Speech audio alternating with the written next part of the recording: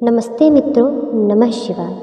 आज आपके सामने मैं एक ऐसी कहानी लेके आई हूँ जिससे पता चलता है कि अगर आदमी हिम्मत रखे तो वह मौत के मुंह से भी वापस आ सकता है।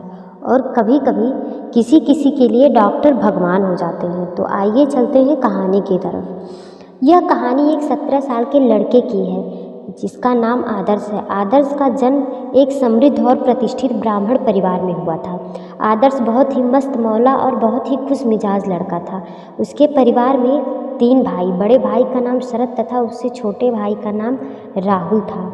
और भी परिवार में लोग थे, 2 भाभी, पापा, मम्मी, बड़ी मम्मी, भतीजा भतीजी।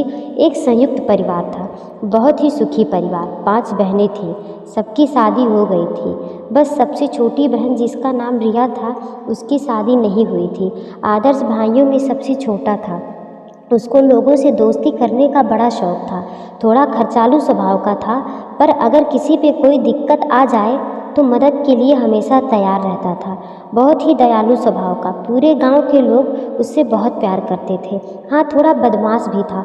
उसके घर हमेशा हंसी खुशी का माहौल रहता, हमेशा एक दूसरे से हंसी मजाक करते। बस उसके पापा से सब थोड़ा डरते थे। बच्चों से बहुत प्यार करते थे, पर थोड़े गुस्सैल मिजाज के थे। कभी भी कोई गलती बर्दाश्त नहीं करते, इसीलिए बहुत खुलकर अपनी बात कहने में थोड़ी दिक्कत होती थी। पर वह थे बहुत अच्छे और ईमानदार, दयालु, ऊपर से सख्त और अंदर से उतने ही नरम। आदर्श की मम्मी और बड़ी मम्मी उससे बहुत प्यार करती थी। उसकी बड़ी मम्मी उसे कभी कभार अभी भी अपने हाथ से खाना खिलाती। अक्टूबर का महीना था, सब लोग नवरात्रि की तैयारी में लगे हुए थे। सब लोग बहुत खुश थे कि नवरात्र आने वाला है। सबको अच्छा भी लगता था। कहीं यहाँ माता जी का पंडाल सज रहा था, कहीं वहाँ सज रहा था। आदर्श के दोस्तों ने भी नवरात्रि की खूब तैयारी कर रखी थी। सब सजावट हो रहा था। आदर्श भी वहाँ समय देता था। वह तो सबका लीडर था ही, वह भी जोर शोर से तैयारी में लगा हुआ था। आदर्श की मम्मी नवरात्र की खरीदारी के लिए पास के ही मार्केट में कुछ सामान लेने के लिए गई थी। आदर्श की बहन रिया, जो कि उससे बड़ी थी, गांव की ही अपनी सहेली जया के साथ पूजा करने के लिए मंदिर गई थी। पूजा कर ही रही थी, तभी उसने देखा उसका भाई राहुल बहुत तेजी से बाइक चला के जा रहा था। रिया ने देखा बहुत शोर शराबा हो रहा था, पर उसके समझ में नहीं आ रहा था क्या हो रहा है। रिया ने अपनी सहेली से पूछा, लग रहा है कोई बड़ी बात है, सभी लोग ऐसे भागा दौड़ी कर रहे हैं। जया बोली, मुझे भी लग रहा है, पर कुछ पता नहीं चलता। दोनों अपने घर चली जाती हैं।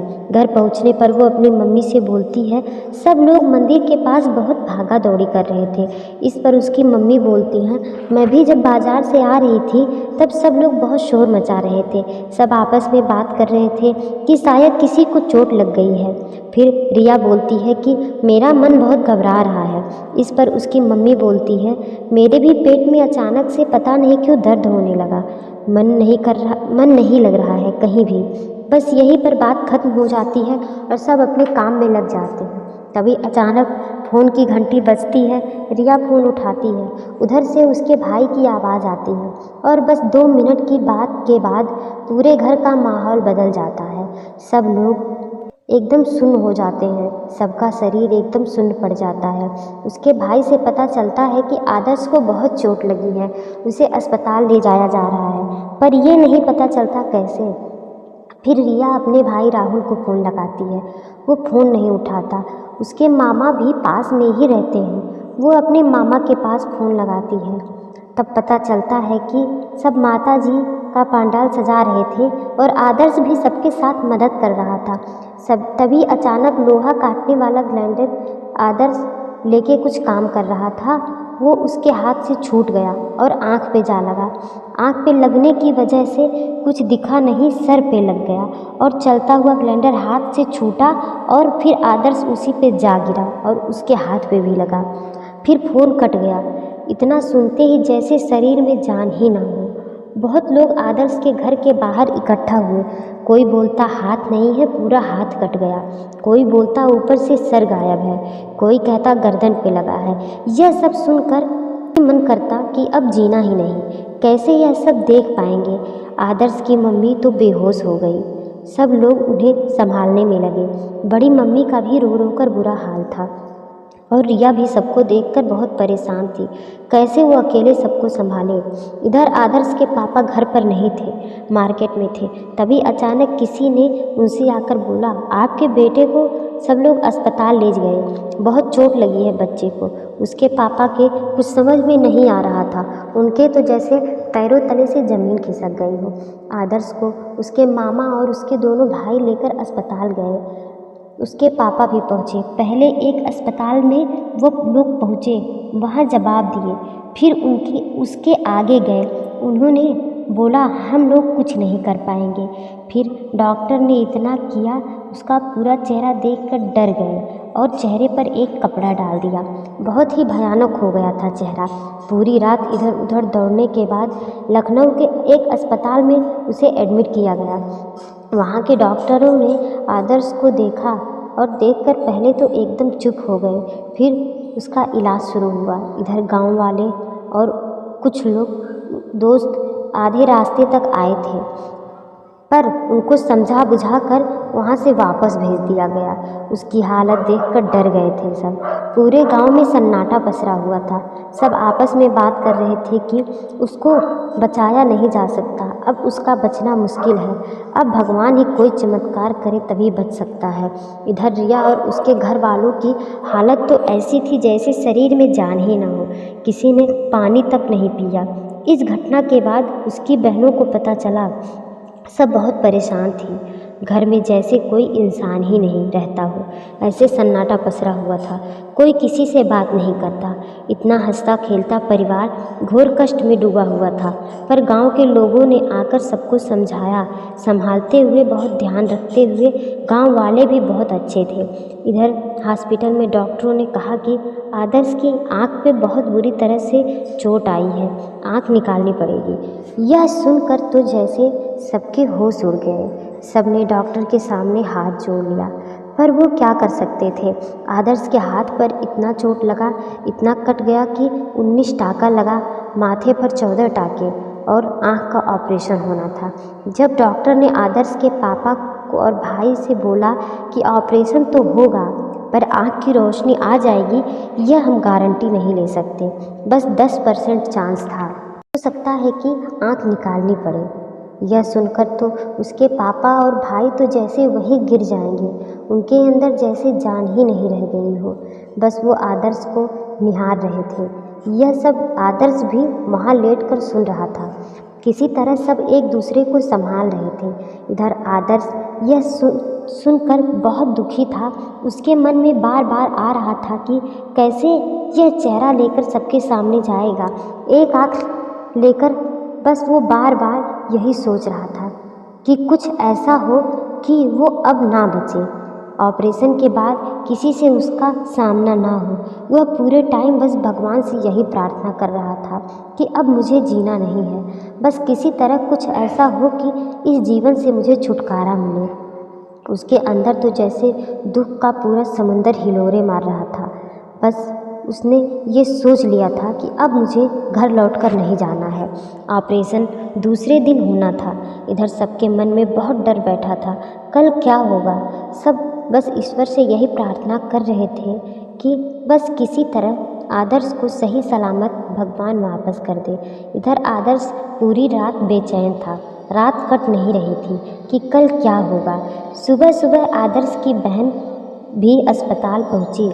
सुबह आदर्श को थोड़ा बहुत कुछ खिलाना था, पर उससे कुछ खाया नहीं जा रहा था।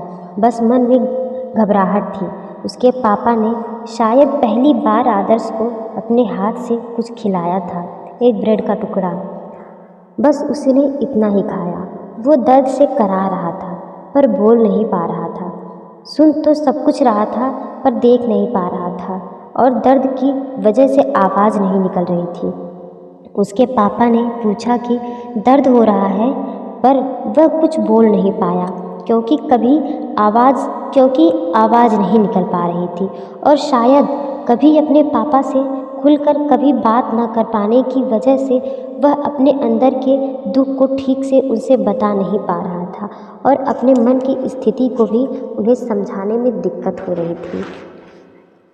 तभी उसकी बहन उसके पास आई और उसे देखकर रोने लगी, पर किसी तरह अपने आप को संभाल लिया।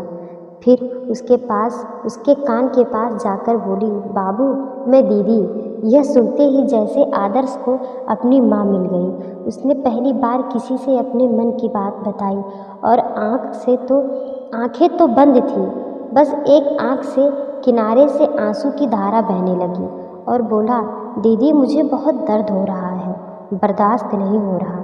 उसका इतना कहना कि उसकी बहन उसे पकड़कर रोने लगी। फिर सब लोगों ने समझाया। अब डॉक्टर आ चुके थे। अब आदर्श को ओटी में ले जाया जा रहा था। आदर्श ने तो अपने मन में सोच लिया था कि शायद ये आखिरी बार है जब मेरे घर वाले मुझसे मिल रहे हैं, मुझे देख रहे हैं। अब मैं इनके बीच नहीं रहूँगा। और इधर उसके पापा और भाई और मामा सभी लोग आदर्श को बहुत हिम्मत दे रहे थे और वो अंदर चला गया। सब उसे दुखी मन से देखते रह गए। सबके मन में बहुत डर बैठा हुआ था। सब लोग पूजा पाठ करने लगे। उसके भाइयों ने एक दूसरे को बहुत हिम्मत दी और मामा ने भी उसके पापा को बहुत हिम्मत दी। सब एक दूसरे को संभाले जा रहे थे। मन में एक डर भी बैठा हुआ था कि क्या होगा। 12 डॉक्टर की टीम ने ऑपरेशन किया और 6 घंटे के ऑपरेशन के बाद वो बाहर आए और बताया कि ऑपरेशन सक्सेस हुआ, आँख निकालना नहीं पड़ा।